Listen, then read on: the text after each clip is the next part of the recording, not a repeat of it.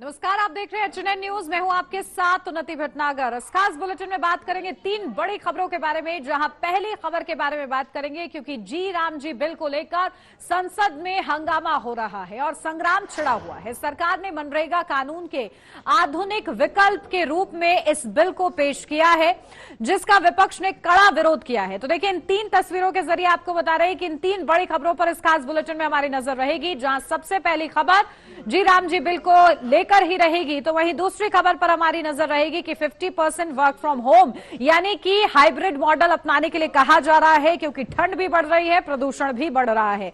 और तीसरी खबर पर नजर रहेगी, जहां पाकिस्तान में क्योंकि बंद है पूर्व प्रधानमंत्री इमरान खान, ऐसे में उनकी बहनें लगातार जेल के बाहर प्रदर्शन कर रही हैं और उन प्रदर्शनकारियों पर किस तरीके से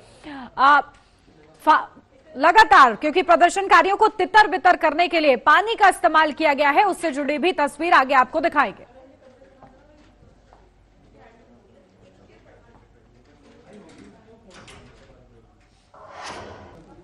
और चलिए अब खबरों की बात करेंगे विस्तार से, जहां राम और गांधी के नाम पर संसद से लेकर सड़क तक जबरदस्त बवाल मचा हुआ है। जी राम जी ये कोई संबोधन नहीं, बल्कि रोजगार गारंटी से जुड़ा हुआ वो बिल है जिस पर उत्तर से दक्षिण तक सियासत तेज हो चुकी है। केंद्रीय कृषि मंत्री शिवराज सिंह चौहान ने वीबी यानी कि विकसित भारत जी राम जी बिल लोकसभा में पेश किया। ग्रामीण इलाकों में रोजगार के लिए पहले से मनरेगा योजना है, जिसे खत्म करके विकसित भारत गारंटी फॉर रोजगार एंड आजीविका मिशन लाया जा रहा है। यानी महात्मा गांधी का नाम जो था पहले के कानून में मनरेगा में, उसे हटाया गया और इसी पर बवाल मचा हुआ है। जी हां, गांधी जी का नाम हटाना और राम का नाम आना ही इस सियासत की वजह बन चुका है। कांग्रेस का दावा है इस पर कि मनरेगा को खत्म करने की कोशिश महात्मा गांधी के विचारों का सीधा अपमान है, जबकि नाम बदलने को लेकर सरकार के अपने तर्क हैं। तो वहीं विपक्ष का यह भी कहना है कि इस योजना से राज्यों पर ज्यादा बोझ बढ़ेगा, क्योंकि इसमें राज्यों की भी हिस्सेदारी तय की गई है।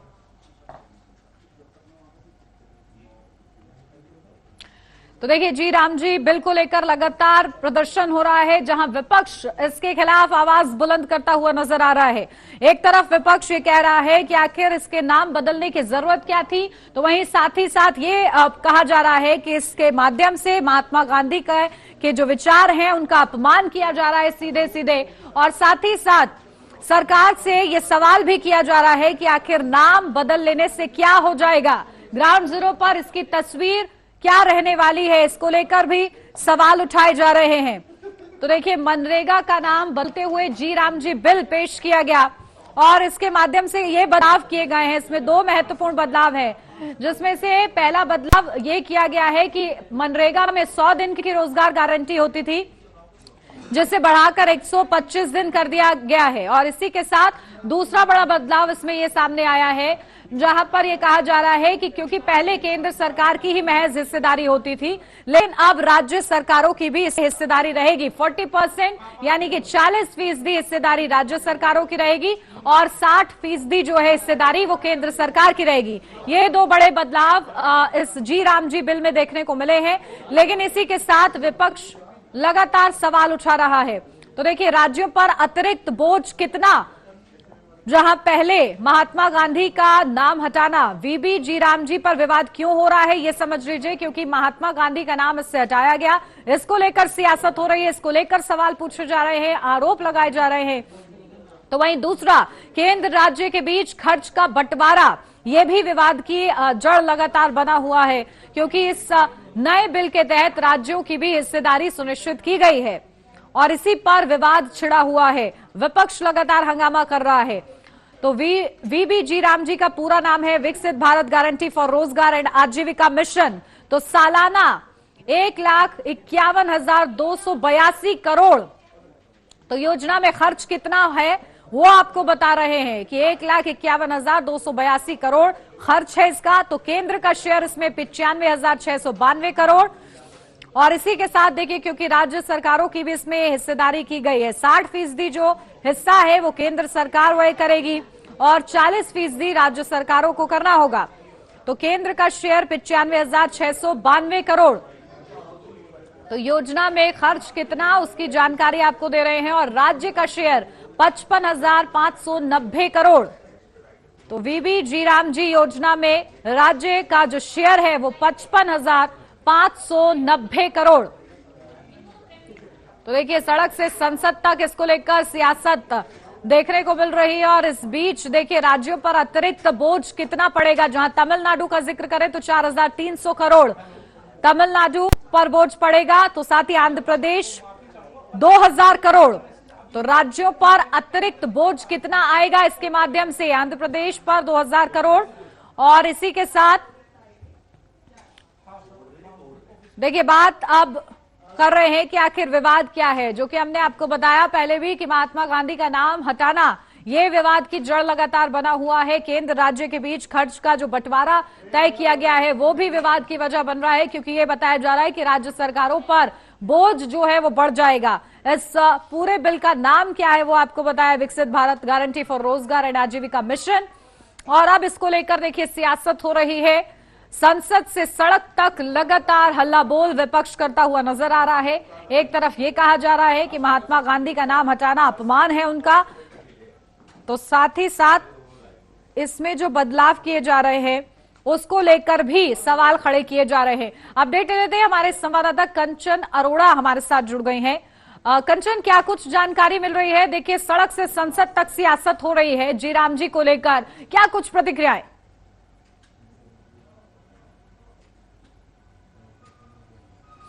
जी बिल्कुल, देखिए जिस तरीके से विकसित भारत जी राम जी बिल को लेकर के लगातार सियासत हो रही है, जहां पे पक्ष ये कह रहा है कि यहाँ पे जो काम करने की समय अवधि है उसको बढ़ा दिया गया है और उसी के साथ उनको जो मजदूरी का मेहनताना है वो भी अब इस कदर दिया जाएगा जिससे वो सुरक्षित रहेंगे और ग्रामीण का विकास होगा। यानी विकसित राष्ट्र की जो बात लगातार सरकार 2047 को लेकर कर रही है उसके में ये एक बड़ा और अहम कदम रहेगा। लेकिन वहीं अगर बात कर ली जाए तो विपक्ष की वो सीधे तौर पर यह कह रहा है कि आखिर नाम बदलने की आवश्यकता क्यों पड़ी और महात्मा गांधी जी का नाम उसमें से क्यों हटाया गया। महंगाई लगातार इतनी बढ़ रही है लेकिन मजदूरों को अब एक दिन का कम से कम 1,000 रुपए इसका मेहनताना मिलना चाहिए, तब कहीं जाके आर्थिक दृष्टि से इसका फर्क पड़ता हुआ दिखाई देगा। सीधे तौर पर विपक्ष हमलावर हो रहा है और पक्ष इसकी अच्छाइयों को यहाँ पर गिना रहा है। लेकिन अगर बात कर ली जाए तो तमाम तरीके से चीजें इसमें देखने को मिल रही है। कहा जा रहा है कि महात्मा गांधी राष्ट्रीय ग्रामीण योजना गारंटी कानून की जगह लेगा और इसका नया नाम अब ये हो जाएगा। उसी के साथ ये भी कहा जा रहा है कि 2047 के राष्ट्रीय विजन को लेके ग्रामीण रोजगार को आजीविका के लिए इसके लिए किया गया है। कई तरीके की बातें कही जा रही है कि इस योजना से राज्यों को 10 से 40% तक के खर्च का वहन करना होगा। यानी अब सीधे केंद्र सरकार नहीं बल्कि केंद्र और राज्य सरकार जब दोनों इसमें अपना हस्तक्षेप करेंगे, यानी दोनों का जब सहयोग होगा तो लोगों के उनकी मजदूरी का मेहनताना आसानी से और ज्यादा मिलेगा। ये अब तक केंद्र सरकार की तरफ से कही जा रही है और इसका पूरा वित्तीय बोझ जो अब तक केंद्र सरकार के ऊपर था, तो अब इसका पूरा वित्तीय बोझ केंद्र सरकार के ऊपर नहीं रहेगा बल्कि राज्य सरकारें भी इसमें रहेंगी। साथ ही ये भी कहा गया है कि बुआई और कटाई के मौसम के लगभग 60 दिनों में इस योजना के तहत काम नहीं दिया जाएगा। यानी जब बुआई और कटाई होगी तो उस वक्त लगभग 2 महीने काम नहीं होगा ताकि कृषि कार्यों के दौरान मजदूरों की कमी ना हो, यानी जो मजदूरों की कमी हो जाती थी वो कमी ना हो। सरकार का तर्क है कि इससे खेती और ग्रामीण अर्थव्यवस्था दोनों को संतुलित तरीके से मजबूती मिलेगी। ये बातें केंद्र सरकार की तरफ से कही जा रही है। वहीं अगर अब बात कर ली जाए तो कांग्रेस सांसद राहुल गांधी ने भी कहा है कि ये जो मनरेगा का कानून है ये केंद्र के नियंत्रण का औजार बना देगा। यानी बजट और नियम केंद्र तय करेगा जबकि राज्यों पर अतिरिक्त बोझ डाला जा रहा है कि कितना किसको मजदूरी का मेहनताना दिया जाएगा ये और किसको कितनी मजदूरी दी जाएगी, ये दोनों चीजें केंद्र सरकार तय करेगी। लेकिन उसका मेहनताना देने के लिए राज्य सरकारों के ऊपर अब अतिरिक्त बोझ डाला जाएगा। जैसे जो गैर बीजेपी शासित राज्य है वहां पर उनका जो नुकसान होता है उसके लिए केंद्र सरकार उनको मुआवजा नहीं देती या फिर अगर बात कर दी जाए तो बजट में उसका प्रावधान नहीं होता। आप इसको लेकर जो सियासत छिड़ी है वो किस तरीके से और गर्माती आने वाले वक्त के साथ ये देखना होगा। ठीक है कंचन, बहुत शुक्रिया आपका तमाम जानकारी के लिए। और अब बढ़ेंगे आगे। देश की राजधानी दिल्ली में इन दिनों प्रदूषण के कारण हालात बहुत ज्यादा खराब बने हुए हैं और यही वजह है कि लोगों को काफी परेशानियों का सामना करना पड़ रहा है। बढ़ते हुए प्रदूषण को देखते हुए दिल्ली सरकार ने बड़ा ऐलान किया है और इसके तहत कल से दिल्ली के सभी सरकारी और निजी संस्थानों में 50% वर्क फ्रॉम होम जरूरी होगा। इसके साथ ही सरकार ग्रैप 3 में काम बंद होने से प्रभावित रजिस्टर कंस्ट्रक्शन मजदूरों को 10,000 का मुआवजा देगी। सरकार की तरफ से कहा गया है कि नियमों का पालन न करने वालों पर जुर्माना लगाया जाएगा। तो दिल्ली सरकार के कैबिनेट मंत्री कपिल मिश्रा ने कहा है कि दिल्ली में ग्रैप 4 चल रहा है, श्रम विभाग ने कुछ फैसले लिए हैं और ऐसे में 16 दिन कंस्ट्रक्शन बंद था। में ग्रैप 3 जब लगा था तो 16 दिन के लिए ग्रैप 3 दिल्ली में लगा था। 16 दिन सभी कंस्ट्रक्शन का काम दिल्ली में बंद था। अब ग्रैप 4 लगा हुआ है। ग्रैप 3 के दौरान जो कंस्ट्रक्शन का काम बंद था उससे दिल्ली के कंस्ट्रक्शन वर्कर, निर्माण मजदूर प्रभावित हुए थे। खासतौर पे जो लोग दिहाड़ी के हिसाब से काम करते हैं, जिनको रोज का काम का पैसा मिलता है, उनकी आमदनी बंद हुई थी। मुख्यमंत्री महोदया के द्वारा दिल्ली के लेबर डिपार्टमेंट ने, श्रम मंत्रालय ने, श्रम विभाग ने यह निर्णय लिया है कि सभी रजिस्टर्ड, वेरीफाइड जो कंस्ट्रक्शन वर्कर हैं, निर्माण मजदूर हैं, ग्रैप 3 का कंपनसेशन 10,000 रुपए सबके खातों में दिल्ली सरकार के द्वारा भेजा जाएगा। ये ग्रैप 4 के लिए भी, जब ग्रैप 4 समाप्त होगा, ग्रैप 4 के दिनों को भी हम काउंट करेंगे और ग्रैप 4 का भी कंपनसेशन हम सभी रजिस्टर्ड, वेरीफाइड कंस्ट्रक्शन वर्कर्स के खातों में भेजेंगे। तो चलिए, इसी पर हमारे साथ जुड़ गए हैं विनोद जिंदल, जो कि पर्यावरणविद हैं। विनोद जी, बहुत स्वागत है आपका। और दिल्ली सरकार ने जो ये बड़ा फैसला लिया है वर्क फ्रॉम होम का, यानी कि हाइब्रिड मॉडल अपनाया जाएगा, ये कितना इफेक्टिव आपको लग रहा है?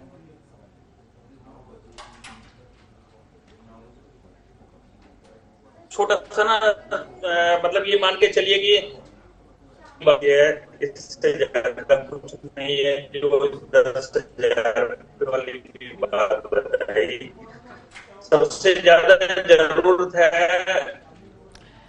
विनोद जी, आपकी आवाज मुझे ठीक तरीके से नहीं आ रही है। मैं इसको दुरुस्त कराती हूँ, फिर आपके पास लौटती हूँ। तो हमारा पोल्यूशन, बिल्कुल, देखिए, सभी संस्थानों में 50% जो है वर्क फ्रॉम होम जरूरी हो जाएगा। इसी के साथ ही महत्वपूर्ण फैसला इसलिए समझा जा रहा है क्योंकि प्रदूषण को कंट्रोल करने के लिए ये फैसला लिया गया है। ऐसे में ये ग्राउंड जीरो पर किस तरीके से प्रदूषण रोकने में कामयाब रहता है, यह बड़ा सवाल रहेगा।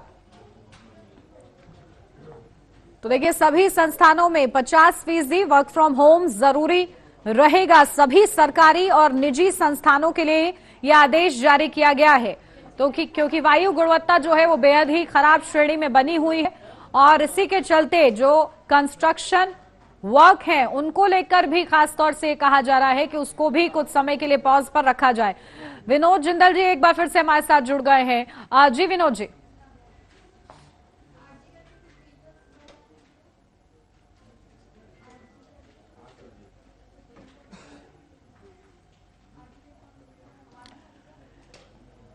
विनोद जी आपकी ऑडियो म्यूट है, एक बार उसको अनम्यूट कीजिएगा जरा। जी जी जी, मेरी आवाज आ रही है आपको? बोलिए बोलिए, अब आ रही है। देख रहा हूँ, सबसे ज्यादा जो जरूरत है वो है इस वक्त मौजूदा सरकार को दिल्ली में ग्रीन कॉरिडोर पर और ज्यादा से ज्यादा ग्रीन क्षेत्र को बढ़ावा देने की। दूसरा, अभी मैं जो ध्यान दिलाना चाहूंगा छोटा सा अपना, हमारे पर्यावरण मंत्री जी का और दिल्ली सरकार का, कि किसी भी बाजार से, मार्केट से अपने के लिए छोटी छोटी भट्टियां आपको दिखाई देंगी लगी हुई। हर बाजार में 4-6 भट्टियां मिलेंगी जो कहीं ना कहीं मूंगफली और ये सब मक्की भूनते हुए दिखाई देते हैं। 24 घंटे उससे धुआं निकलता है। एक तरफ हमने पूरा तरह बैन किया हुआ है, कोई भी सुबह कूड़ा नहीं जलाएगा, कोई प्लास्टिक नहीं जलाएगा। और वो 24 घंटे ना लकड़ियां जलती हैं बाजारों में, इतना धुआं 24 घंटे रहता है जिससे वहां निकलना भी बड़ा मुश्किल रहता है, सांस लेना मुश्किल हो जाता है। उस तरफ सरकार को थोड़ा ध्यान देना चाहिए। दूसरा, जितने हमारे मेट्रो स्टेशन है दिल्ली के, मेट्रो लाइन है जितनी भी दिल्ली में, आप नोट कीजिए, किसी भी मेट्रो लाइन के नीचे कोई आज की डेट में एक पेड़ पौधा नजर नहीं आया आपको, सब सीमेंटेड की हुई है। जबकि मेट्रो से पहले सड़कों के बीचों बीच आपको देखा होगा आपने, पूरे हरियाली होती थी, पेड़, बड़े बड़े पेड़ मौजूद थे। अभी मैं बिल्कुल, देखिए, सरकार के आदेश भी तभी काम आएंगे जब लोग जो है, आम जनता जो है वो भी जागरूक रहेगी। जी बहुत शुक्रिया विनोद जी आपका तमाम जानकारी के लिए। और अब बढ़ेंगे आगे। पाकिस्तान में जेल में बंद पूर्व प्रधानमंत्री इमरान खान के समर्थकों पर बेइंतहा जुल्म ढाया जा रहा है। जहां पीटीआई के चीफ इमरान खान अदियाला जेल में बंद हैं, उनके समर्थन जेल के बाहर बड़ी संख्या में उनके समर्थक जुटे थे, लेकिन जिनकी अगुवाई में पीटीआई के नेताओं के साथ ही उनकी बहनें भी प्रदर्शन कर रही थी। और ऐसे में आरोप है कि इस दौरान इमरान के सपोर्टर्स पर केमिकल मिले पानी का बौछार किया गया है और इस घटना का फुटेज भी सामने आया है। इससे इमरान खान के समर्थकों की नाराजगी और बढ़ गई है। ऐसे में सरकार और सेना के खिलाफ विरोध प्रदर्शन के और भी उग्र होने की संभावना है। बता दें कि इमरान खान पर कई तरह के गंभीर आरोप लगाते हुए उन्हें महीनों से जेल में बंद रखा गया है। तो ये दो तस्वीरें हम आपको दिखा रहे हैं, जहां अडियाला जेल के बाहर प्रोटेस्ट और कड़ाके की ठंड में पानी की बौछार। तो देखिए, उनके साथ बेइंतहा ज्यादती होने की खबरें भी सामने आई थी और अफवाहों का बाजार गर्म हो गया था। अब ऐसे में जानकारी के अनुसार अदियाला जेल के बाहर प्रदर्शनकारियों पर केमिकल मिला पानी फेंका गया है। इमरान की पार्टी पीटीआई का आरोप है कि कड़ाके की ठंड के बावजूद प्रदर्शनकारियों पर पुलिस ने वाटर कैनन का इस्तेमाल किया और कथित तौर पर रासायनिक या जहरीले पानी की बौछार की गई है। पार्टी ने इसे महिला प्रदर्शनकारियों और आम नागरिकों के खिलाफ अत्याचार करार दिया है और कहा है कि यह कार्रवाई कानून व्यवस्था के नाम पर दमन का उदाहरण है। तो देखिए, ये दो तस्वीरें कि आखिर ये पाकिस्तान में हो क्या रहा है। डाल के बुजुर्गों, औरतों और बच्चों पे नौबत आ गए ना, याद रखें ये अरेस्ट भी कर रहे हैं, 40-50 लोगों को अरेस्ट भी कर रहे हैं, लेकिन फिक्र ना करें, अगर ये जंग लड़नी है आजादी के लिए तो ये सारा कुछ इसका हिस्सा है।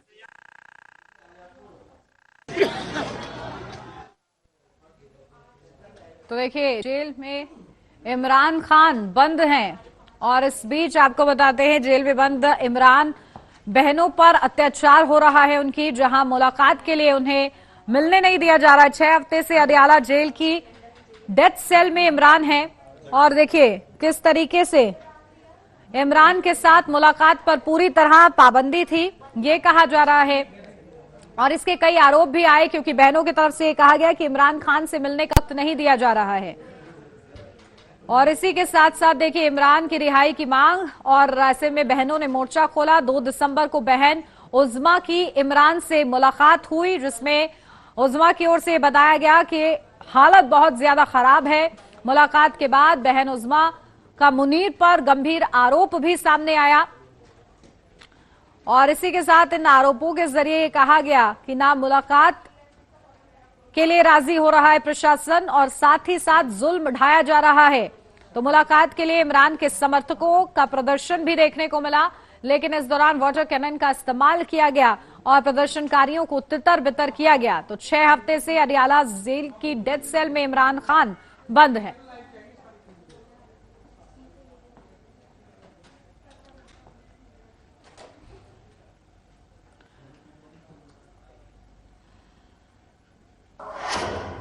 तो चलिए, हमारे साथ डॉक्टर डीके गुप्ता जुड़ गए हैं, विदेश मामलों के जानकार हैं वो। डॉक्टर डीके गुप्ता जी, बहुत स्वागत आपका। पाकिस्तान से जो तस्वीरें आ रही हैं वो हैरान करने वाली तो नहीं है, क्योंकि पाकिस्तान से और उम्मीद भी क्या की जा सकती है। इमरान खान जेल में बंद है, लेकिन बाहर प्रशासन जो है प्रदर्शनकारियों को तितर बितर करने के लिए रासायनिक पानी का इस्तेमाल कर रहा है। इस तरीके की खबरें सामने आ रही हैं। एक देखिए, ये स्वाभाविक भी है क्योंकि इमरान खान को जो मैं समझ पा रहा हूं इंटरनेशनल एरेना में कि इतना बड़ा दोषारोपण नहीं है। ठीक है, उन्होंने चोरी, जहां तक मैं न्यूज को फॉलो करता रहा हूं, चोरी नहीं की है। उन्होंने अपने जो विदेशों से उनको गिफ्ट मिलते थे, एक टेक्निकली प्रोटोकॉल बनता है कि अपने देश में जमा कराना होता है, कुछ चीजें वो जमा नहीं कर रहे और उसके लिए उनको सत्ता से अपदस्थ कर देना और उसके बाद जेल में रखना। और जो वहां का जो 1947 से जो पॉलिटिकल जो जर्नी रही है पाकिस्तान की, उसमें अब मुझे व्यक्तिगत तौर पे लगता है कि कहीं पाकिस्तान में इमरान के साथ कोई घटना न हो जाए, कि घटना होकर एक इंटरनेशनल न्यूज बन जाएगी, लेकिन एक देश का एक युग खत्म हो जाएगा जो कि इमरान के रूप में एक उदारवादी प्रधानमंत्री जो कि वैश्विक स्तर पर रिलेशन चाहता था, उसका। देखिए, अगर वहां पे हम देखें, जो अगर हम जिन्ना के बाद देखें, जिन्ना की जो डेथ हुई उसके बाद वहां पे इंस्टेबिलिटी चालू रही। उसका लियाकत अली आए, उनका लिखा हुआ संविधान वहां पे लागू हुआ। फिर लियाकत अली को उसकी एवज में 1951 में कत्ल कर दिया गया। उसके बाद जब वहां पे अयूब खान आए, अयूब खान जो है उन्होंने आर्मी की जो वहां शासन को शुरुआत कर दी। उसके बाद याहिया खान आ गए, तो जुल्फिकार अली भुट्टो को जो है वहां पे जियाउल हक ने उनको मरवा दिया ऑपरेशन फेयर प्ले के तहत। तो वहां पे देखेंगे डेमोक्रेसी को एक बार केवल और केवल जुल्फिकार अली भुट्टो जिन्होंने की अयूब खान को उखाड़ के फेंका था, याहिया खान को उखाड़ के फेंका था, और उसके बाद वो पचा नहीं पाए वहां के सेना के लोग और उनको भी कत्ल कर दिया। उसके बाद परवेज मुशर्रफ आए, परवेज मुशर्रफ जियाउल हक जेलों का परवेज मुशर्रफ आए, उन्होंने उनकी बेटी बेनजीर भुट्टो को जो है विदेश से आई है 2 हफ्ते के अंदर ही उनको गोली मार दी गई। इस यूनाइटेड नेशंस ने भी बोला कि इस साजिश के तहत हुआ है, और यूनाइटेड नेशंस ने बोला कि सिक्योरिटी परवेज मुशर्रफ ने नहीं दी उनको, जिसकी वजह से गोली मारी गई। उसके बाद मुशर्रफ आए, मुशर्रफ के बाद जो है अब मुनीर आए हुए। तो वहां पे जो एक सिस्टम रहा है एसिनेशन का, बेनजीर भुट्टो का हुआ, जुल्फिकार अली भुट्टो का हुआ, लियाकत अली का हुआ, जो कि एक डेमोक्रेटिक लीडर थे, जो कि आर्मी के सामने अब जो घुटने नहीं टेकते थे। तो चूंकि इमरान खान भी नहीं घुटने टेक रहे हैं, इसलिए उनके साथ कोई घटना हो सकती है, जहां तक मुझे लग रहा है आने 2-4-6 महीने में, भगवान करे ऐसा ना हो क्योंकि नेक इंसान है, लेकिन अगर ऐसा हो सकता है, और इसके लिए जो है वहां पे उनका जो परिवार जो उनकी पार्टी कर रही है उसको इंटरनेशनल अंतर्राष्ट्रीयकरण जो उस मुद्दे का कर रही है बहुत अच्छा कर रही है। अब विश्व परिपाटी को आके उनका हेल्प भी करना चाहिए, जो मैं समझ पा रहा हूँ। जी बिल्कुल, देखिए संभावना तो जिसका आप जिक्र कर रहे हैं उसी की बनी हुई है डीके गुप्ता जी, लेकिन इसी के साथ क्योंकि देखिए ये कोशिश भी हो रही है कि राजनीतिक रूप से पूरी तरीके से फुल स्टॉप लग जाए उनके करियर पर भी, क्योंकि उनकी पार्टी को बैन करने का प्रस्ताव हो या फिर उनकी बहनें जब प्रदर्शन करती हैं या जब पीटीआई के कार्यकर्ता प्रदर्शन करते हैं उन पर इस तरीके से वाटर कैनन का इस्तेमाल करना हो।